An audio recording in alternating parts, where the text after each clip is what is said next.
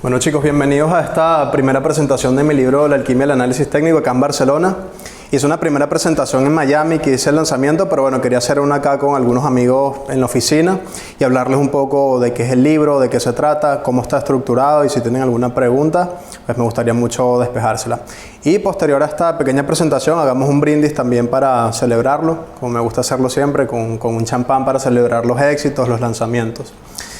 Bueno, una primera pregunta. ¿Quién acá se ha leído un libro alguna vez en su vida? Creo que todos, sí.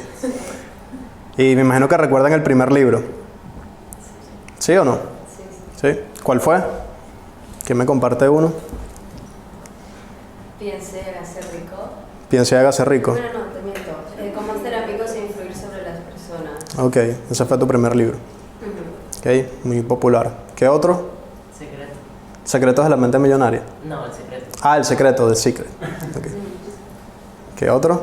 4 acuerdos toltecas. Los 4 acuerdos. Sí, creo que los libros que van nombrando todos los conocen, ¿no? Son bestsellers. Dicen que el primer libro que te lees es igual como el primer amor, que no se olvida, quedan grabados en la mente. Y me inspiró mucho, luego de haber escrito mi libro, que se acercaron muchas personas a comentarme, también me escribieron por las redes sociales, que nunca en su vida se habían leído un libro, pero cuando adquirieron el mío se lo leyeron incluso en menos de una semana. Y no es que el contenido quizás sea el mejor, sino que nos lleva a una primera reflexión importante, que en la vida cuando tenemos un porqué, el cómo llega solo, ¿no? Hay el tiempo, hay la motivación.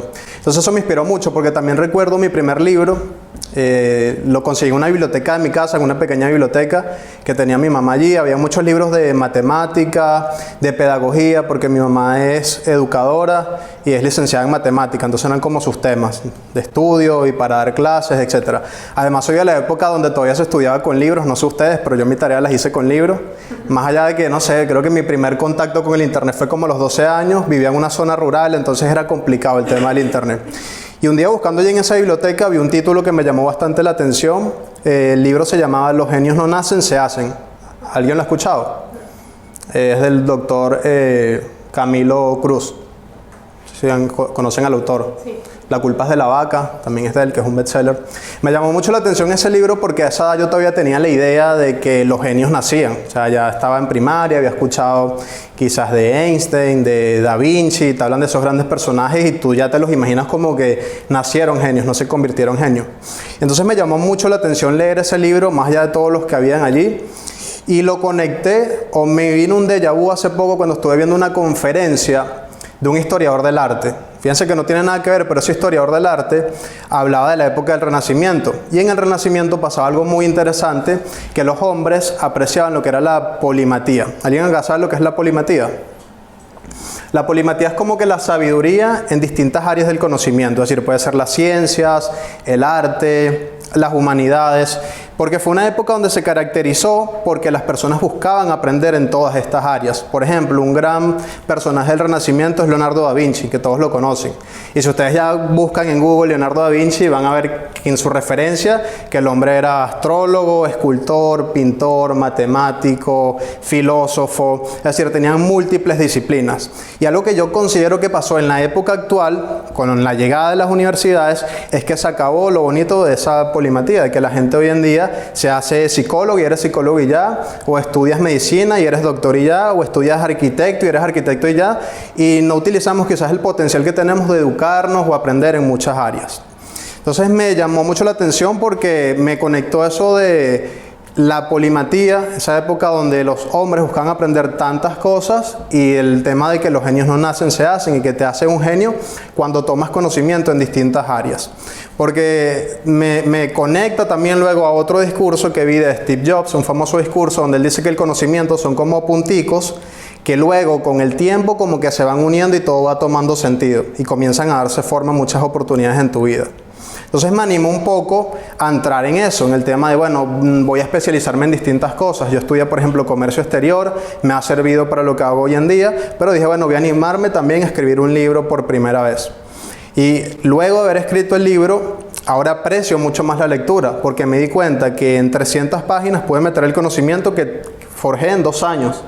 entonces descubres que la polimatía también entonces se puede adquirir a través de libros. Porque si una persona se lee 5 páginas de mi libro diario, quiere decir que en 2 meses puede tener el conocimiento que yo tuve en 2 años. Quizás no la experiencia, pero sí el conocimiento. Una de las razones que me motivó a escribir un libro es que yo cuando comencé a estudiar análisis técnico y trading, me di cuenta que hay muchos libros de autores de los 80, de los 90, donde es una generación que quizás se veía más motivada a escribir libros que la de hoy en día. Que yo, por ejemplo, no recibí la educación en primaria que yo recuerde, bueno, cómo escribir un libro, cómo estructurarlo. Y los traders de esa época son la mayoría traders del mercado de bolsa. Acá hay traders, ¿no? Hay gente que sabe de trading y quizás se han leído libros como El Nuevo Vir del Trading, que es bastante bueno, Análisis Técnico de los Mercados Financieros de Murphy, hay algunos libros de psicotrading, pero en esos libros que yo me comencé a leer vi que no había un contenido específicamente de Forex o como análisis técnico en general. Entonces dije, bueno, me gustaría dejar un libro de análisis técnico, quizás es un poco avanzado el lenguaje, pero que pueda servir a traders de distintos mercados. Ahora, una persona que quizás no tenga conocimientos técnicos, leerse este libro quizás se le complica un poco. De hecho, ese fue uno de los retos más grandes. Yo no sabía cómo era el tema de escribir un libro, si tenía que hablar con una editorial, cómo hacerlo. Fue un libro que comencé hace como año y medio cuando estaba en un curso en Chile, un curso presencial que estaba haciendo, y fue un curso de 2 semanas, y la segunda semana se me ocurre una analogía. A mí me gusta mucho como hacer analogías con las cosas que no tienen nada que ver, pero las conecto. Y les digo, bueno, estamos hablando de zonas. La zona para mí es el dónde vamos a posicionarnos. Y luego lo conecto y estoy hablando del tema de estructura, y el tema de estructura digo, bueno, el por qué estás buscando una posición en largo o en corto, o compra o venta en el mercado. Y luego voy al final, que es la entrada al mercado, y se me ocurre el cuándo. Entonces hay 3 preguntas. Y recordé un consejo que me había dado alguna persona una vez exitosa para el tema de la postergación, y quiero que se lo lleven también. Que cuando quieras desarrollar algo en tu vida, sea hacer un libro, un proyecto, un negocio que estás por hacer, coméntaselo a una persona que sea importante para ti, porque entonces adquiere el compromiso. Muchas veces nosotros decimos que, bueno, voy a tener el compromiso de desarrollar tal cosa, pero me lo quedo, y como me estoy fallando a mí mismo, realmente no me importa mucho. Cuando nos faltamos el respeto a nosotros mismos, ahí es donde comienzan todos los males. Pero es algo muy común que hacemos todos. Digo, bueno, voy a comenzar al gimnasio, pero lo pienso y luego lo postergo y no sucede nada. Pero cuando tú se lo cuentas a otra persona, te da pena quedar mal, ¿no?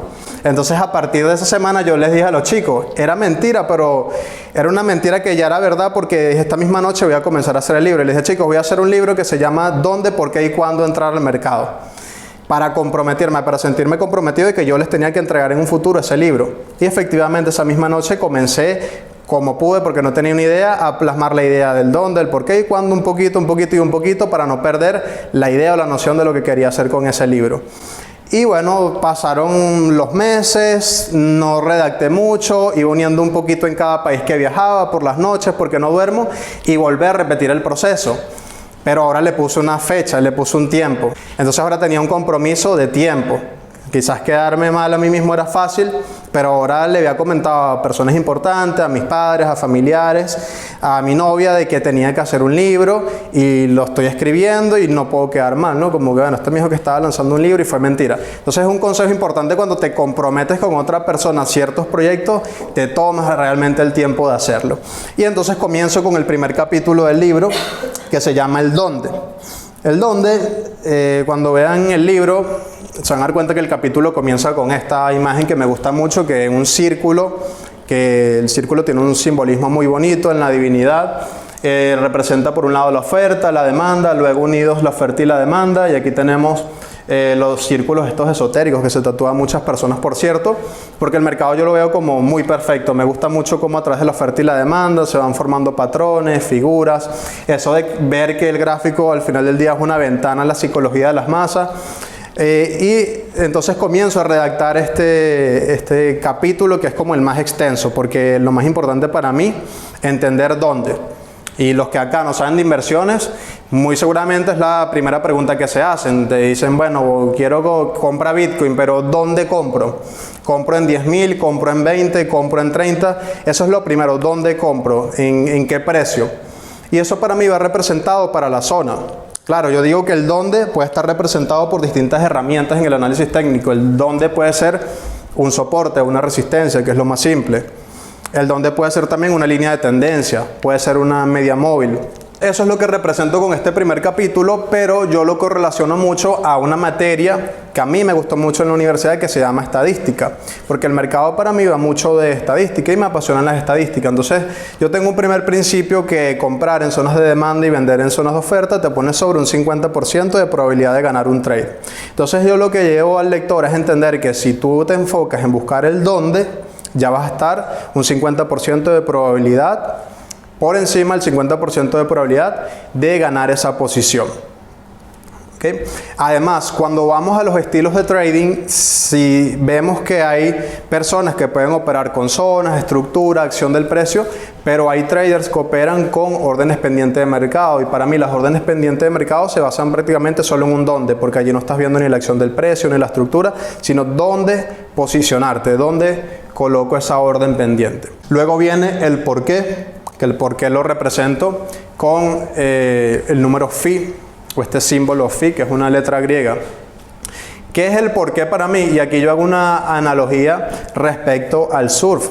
No soy experto en surf, pero tuve una experiencia, y de hecho cuando hablamos de la teoría de Dow, él dice que las tendencias secundarias son como las olas. Entonces se trata un poco de tomar la ola. Entonces, si ya yo sé dónde puedo posicionarme, el por qué sería: ¿por qué voy a tomar una posición en largo? ¿O por qué voy a tomar una compra? ¿O por qué voy a tomar una venta, un corto? Para mí lo define la estructura que me da una tendencia. Es decir, voy a comprar porque estoy en una tendencia alcista y voy a vender porque estoy en una tendencia bajista. Recordando además que Dow tenía un principio muy clave, que es que no buscamos anticipar tendencias, sino esperar que una tendencia nazca o reconocer una tendencia para montarnos en ella. Entonces se trata mucho como de tomar la ola, de buscar tomar la ola, porque el surfista no intenta adivinar la ola. Tú esperas ver la ola que se está formando para montarte en ella. Mi primera experiencia de surf fue hace poco en Perú. Me la disfruté muchísimo. Dylan, por cierto, ya está grabando el video. Si ves estos saludos, que fue un amigo que me atendió muy bien en Perú, y dije, bueno, vamos a hacer surf, me atrevo. Entonces, al finalizarnos, le comenté la analogía, porque ya lo habíamos hablado durante la semana en el curso, y le digo que increíble, ¿no? Como uno de esas analogías y te llevan mucho a entender el mercado. O sea, estoy surfeando, no tiene nada que ver con trading, pero eso de esperar ver la ola para montarme a ella sin adivinar se hace simple. Además, cuando vienes entrando hacia el océano para buscar una ola, hay cierta técnica como de levantarte, que sería ir como en contra de tendencia para que de hecho no te lleve la ola. Se trata más bien de levantarte, que pase la ola, y yo luego me posiciono para esperar montarme a ella. Y esa es un poco la analogía que yo le comparto a los lectores en el libro, de entender de, bueno, solo espera tomar la ola, vamos a ir en esta dirección porque la tendencia está alcista o porque está bajista. Entonces, esto es lo que me inspiro para escribir el segundo capítulo del libro, que se llama El Porqué. Ahora, el tercer capítulo se llama El Cuándo, que es la tercera pregunta. Ya sé dónde posicionarme, si es en 10.000, en 15.000, en 20.000, en 30, en X precio. Ya sé que voy a comprar porque estoy alcista, pero el cuándo acciono el gatillo, cuándo hago el trade, va representado por la acción del precio. Entonces allí se completan las tres preguntas, que la acción del precio es la formación de las velas, ¿no? Ya esperar que el mercado te dé esa señal. Entonces tengo un dónde voy a posicionarme, un por qué que lo define la tendencia, y un cuándo que va por la acción del precio. Entonces estos son los tres principios o la base de mi análisis técnico, que trato de resumir de una manera muy práctica. Algo que aprendí cuando estaba investigando de cómo escribir un libro, que el lector se entretenga, que lo disfrute y que aprenda.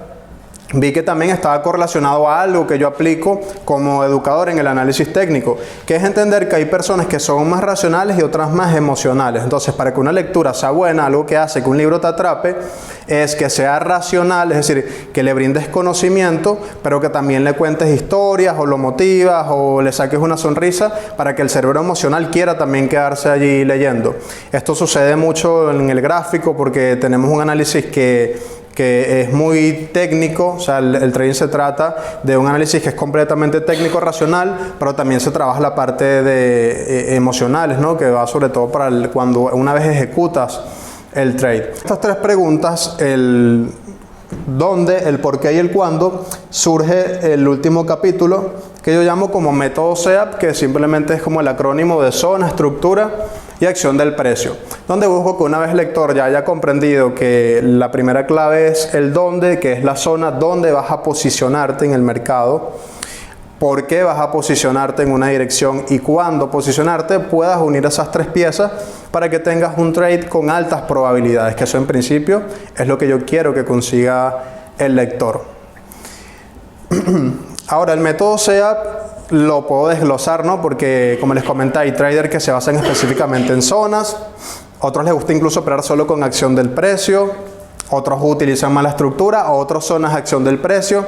Ya hay distintos estilos, pero me parece como con estas tres bases que el lector que ya tiene cierto conocimiento en análisis técnico puede comprenderlo de una manera muy simple y adaptarlo a su estilo como tal. Claro, es un libro que llevo principalmente al mercado Forex en cuanto a contenido, porque siento que falta, ¿no? Que en la industria del mercado Forex no hay buenos libros.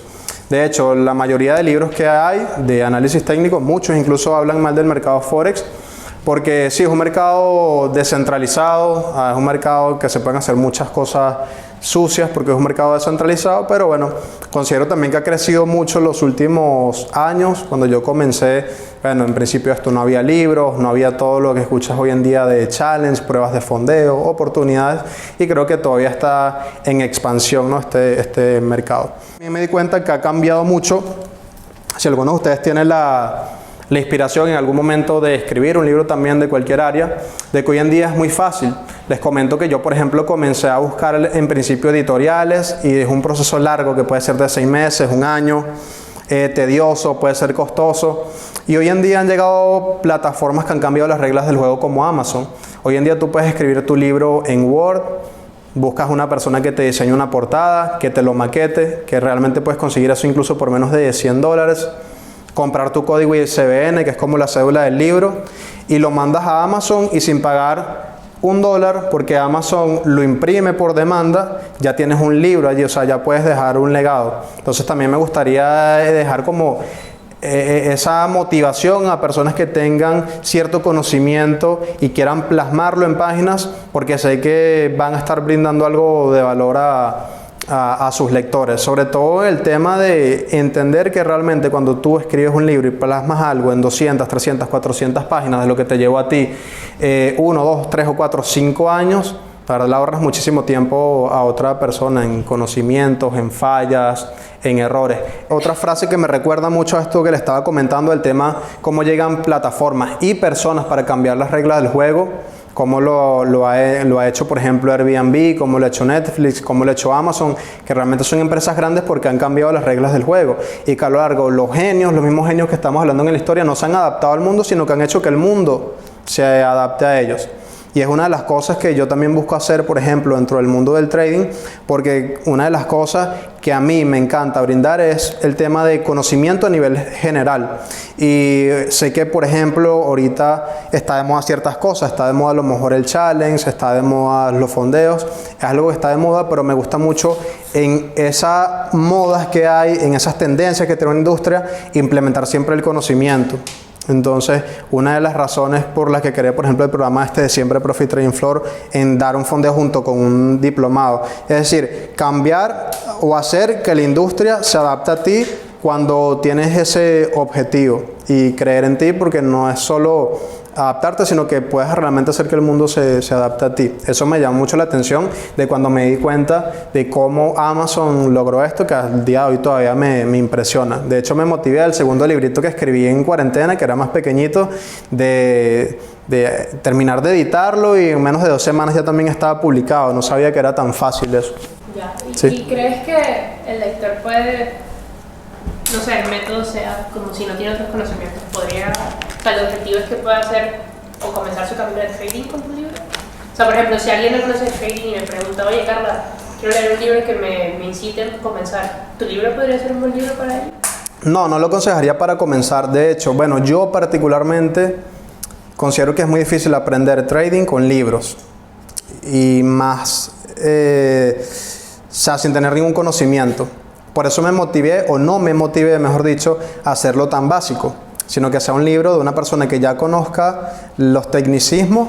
Y sí, o sea, algo que yo siempre dejo muy claro es que yo me baso en lo que es la teoría de DAO, lo que yo conozco como la teoría de DAO, que es como los fundamentos del análisis técnico. Y a partir de allí sí se desglosan muchos estilos, pero hay cosas correctas e incorrectas para mí, como en toda ciencia, por ejemplo. Bueno, todos sabemos cómo se coloca un Fibonacci en un impulso, que no lo puedes colocar al revés, por ejemplo, ya es un invento, ese tipo de cosas. Entonces para mí es que, bueno, una persona que ya tenga bases técnicas y se lee libros, puede entender muchas cosas.